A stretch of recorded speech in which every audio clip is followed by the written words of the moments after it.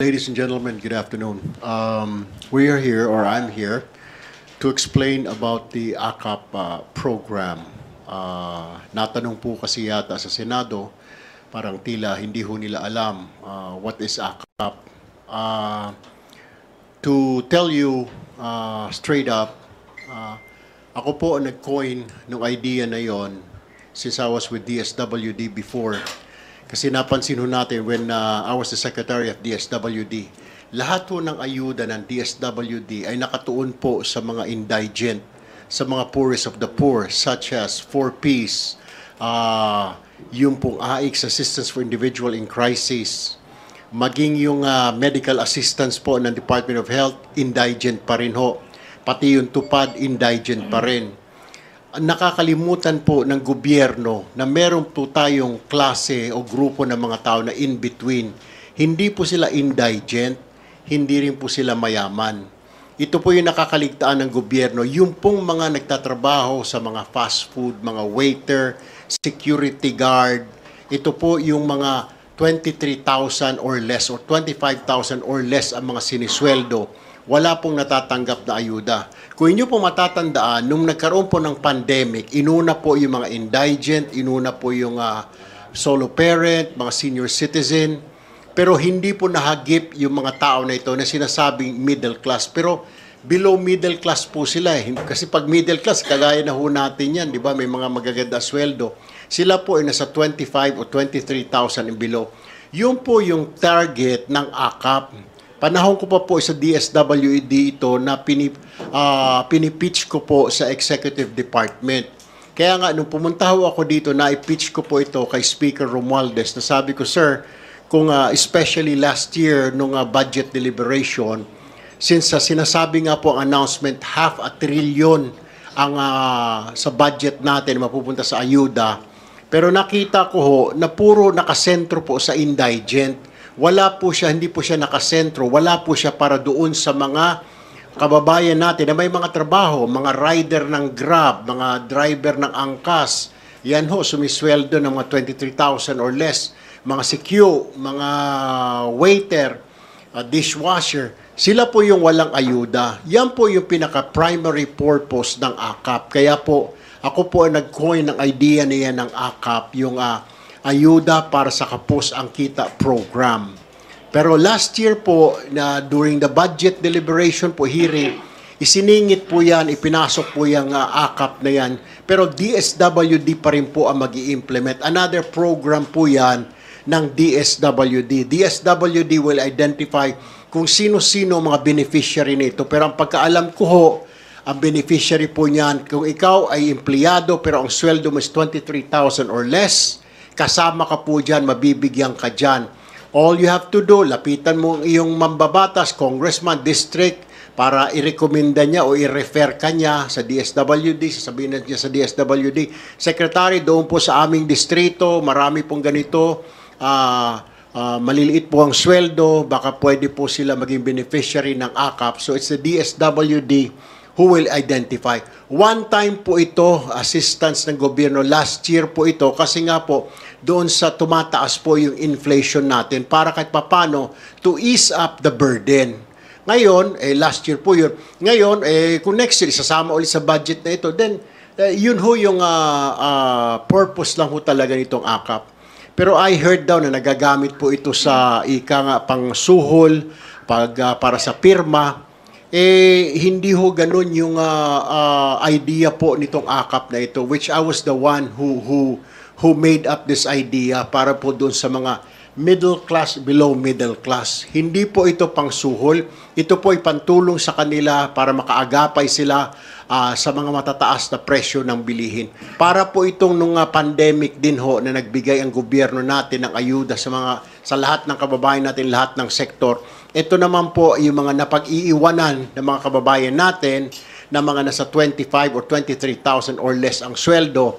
Pasok ho sila dyan. You're working at the call center, you're a security guard, driver ka ng Grab, nagtatrabaho ka sa McDonald's, Jollibee, kasama ka ho dyan sa AKAP program na yan ng pamahalaan. Pero ulitin ko po, hindi po ito, ang purpose po niyan ay hindi po ito pang suhol para pumirma sa PI. hindi po ito. Because I for one will object it dahil maganda po ang layunin nito. Hindi po ang layunin nito pangsuhol sa mga kababayan po natin. Yun lang po. Sir, kanina doon sa forum na dinaluhan ni Amy Marcos, na sabi din ng House Leadership, para bang lumalabas, hindi daw niya alam yon nung nagkaroon ng budget deliberation sa Senate at saka sa BICAM.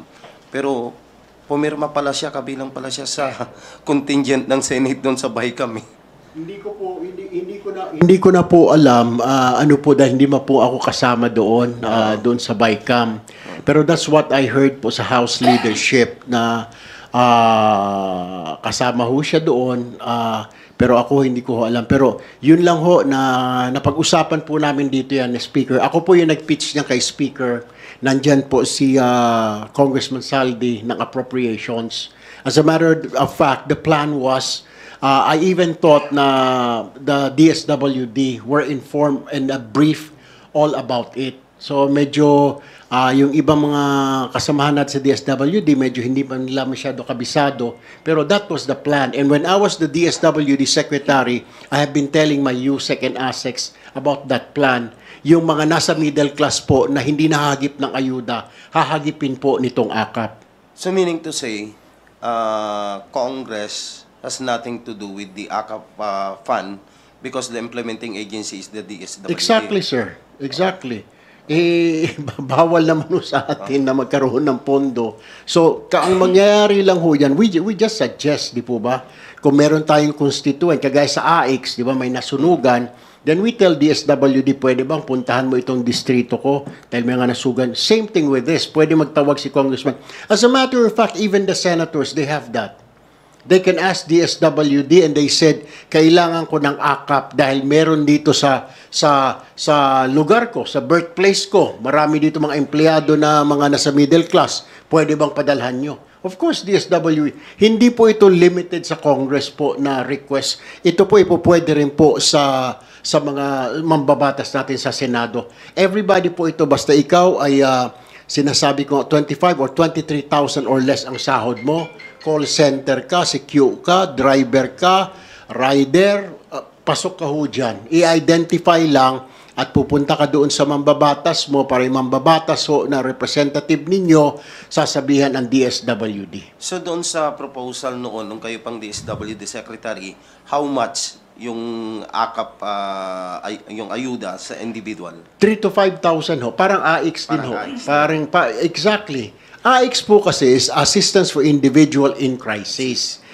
Pag nasunugan ka, kasama ho yan, binaha, nasira ng konti yung bahay mo, papasok sa AIX.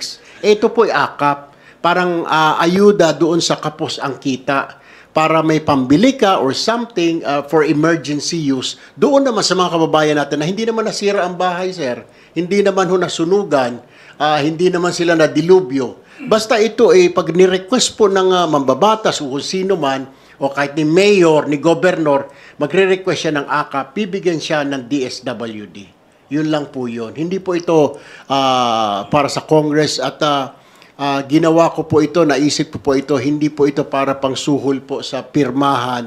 No, kasi po, kung meron ho kayong alam na ginagamit ho itong AKAP na ito sa pirmahan, then you inform me. Then I will stand up and tell that person or that official na wag mong gamitin yan dyan because yan ay intended sa mga kababayan natin.